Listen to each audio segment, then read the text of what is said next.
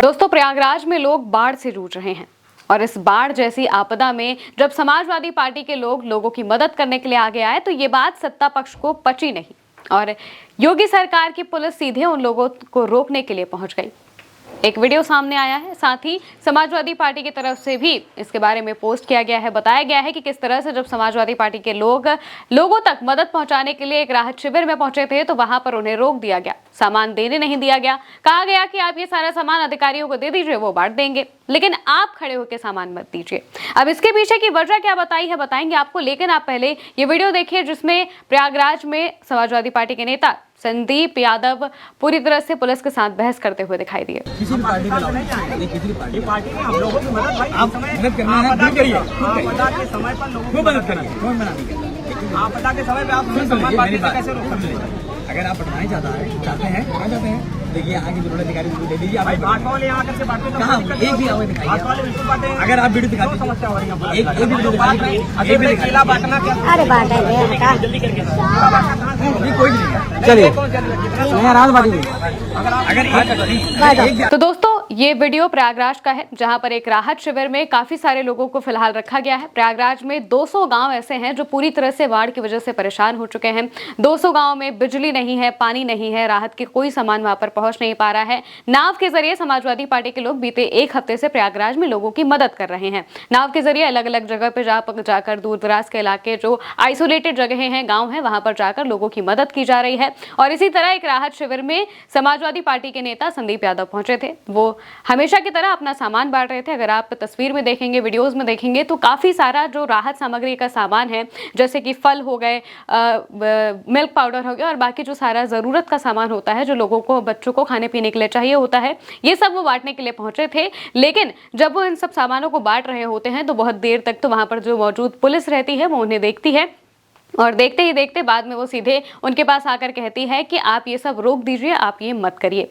जब संदीप यादव सवाल पूछते हैं कि आप क्यों नहीं चाहते हैं कि हम लोगों को सामान बांटे, तो वो कहते हैं कि हम ये नहीं कह रहे हैं कि आप सामान मत बांटिए या हम ये नहीं कह रहे हैं कि आप लोगों की मदद मत करिए, ये तो बहुत अच्छा काम होता है, लेकिन आप ये सारा सामान अधिकारियों को दे दीजिए, वो आपस जो बाकी लोग हैं उनको बांट देंगे, यहाँ पर राजनीति मत करिए। उनका ये कहना था कि यहाँ पर समाजवादी पार्टी के लोग राजनीति कर रहे हैं, जबकि वो सीधे तौर पर अगर देखा जाए तो सिर्फ वहां पर सामान बांटने के लिए ही पहुंचे थे और वही बांट रहे थे। वो अपनी तरफ से कोई बात कह भी नहीं रहे थे। लेकिन जो योगी सरकार की पुलिस है उन्हें ये बात पची नहीं, या फिर कहा जाए तो सत्ता पक्ष को ये बात पची नहीं और वो सीधे तौर पर उन्हें रोकने के लिए पहुंच जाते हैं। क्योंकि अगर देखा जाए तो बीते कुछ दिनों से अखिलेश यादव लगातार, जब से प्रयागराज में बाढ़ के हालात बने हैं तब से लगातार वो पूछ रहे हैं कि आखिर महाकुंभ में जो अरबों का विकास किया गया था वो कहां धुल गया है, कहां चला गया है। अरबों रुपए की जो तीर्थराज प्रयागराज को पूरा डेवलप किया गया था, बताया गया था कि हमने प्रयागराज को क्या से क्या बना दिया है, वो सिर्फ और सिर्फ एक बारिश में पूरी तरह से धुल जाता है।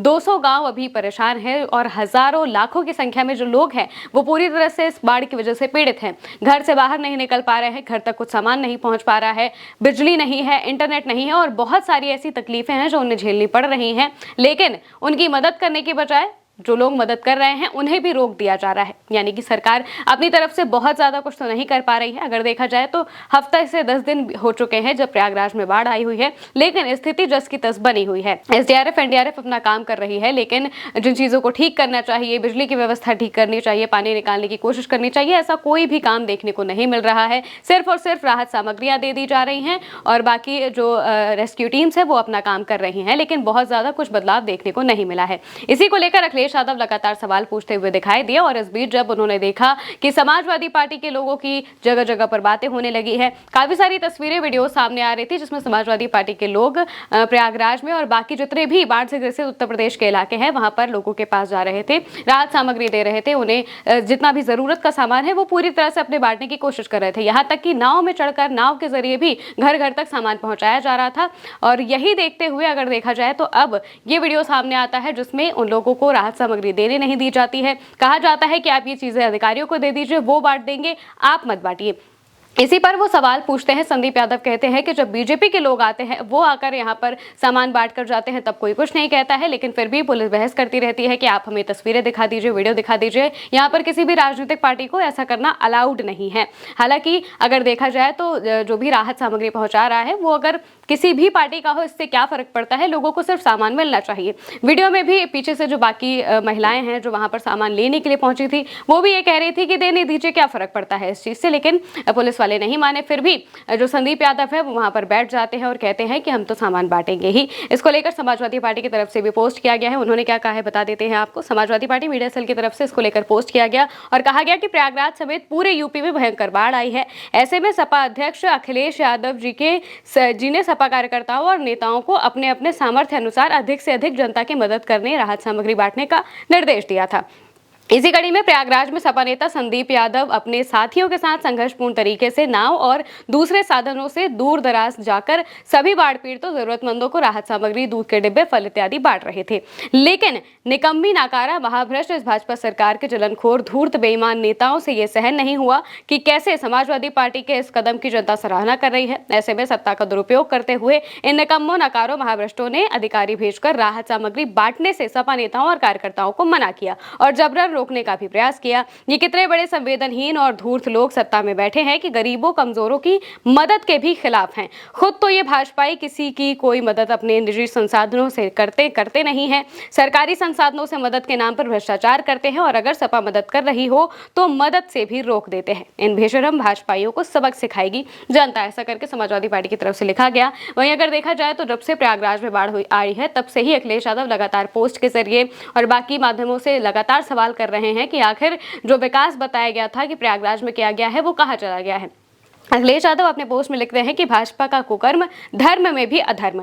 महाकुंभ में प्रयागराज में हजारों करोड़ों की लागत से बनी सड़कों का हाल देखिए, भाजपाई भ्रष्टाचार का कमाल देखिए। दरअसल इस भाजपाई महाभ्रष्टाचार की बंदरबाट को समझने के लिए विशेष भाजपाई करप्शन क्रोनोलॉजी समझनी होगी। पहले महाकमीशन लेकर प्रधान ठेका दिया जाता है, फिर बड़ा कमीशन लेकर मुख्य ठेका दिया जाता है, फिर मोटा कमीशन लेकर उप ठेका दिया जाता है और इसके बाद भाजपाई सांसद जी का कमीशन का खेल चलता है, उसके बाद विधायक जी का। इसीलिए भाजपा राज में सड़कें धस रही हैं, पुल गिर रहे हैं, छतें टपक रही हैं, पानी की टंकियां धराशाही हो रही हैं और ऐसा करके अखिलेश यादव लिखते हैं। इसके अलावा वो अपनी तरफ से जो काम किए जा रहे हैं उसको लेकर भी दिखाते हैं कि किस तरह से प्रयागराज में जो लोग हैं वो परेशान हैं, सड़कें टूट रही हैं, लोगों को राहत का सामान नहीं मिल पा रहा है। लेकिन जब समाजवादी पार्टी के लोग राहत का सामान पहुंचाने की कोशिश करते हैं तो उन्हें इससे रोकने की कोशिश की जाती है। हालांकि आप इस पूरे मामले को लेकर क्या समझते हैं कमेंट में बताइएगा। मैं हूं महिमा और आप देखते रहिए भारत एक सोच।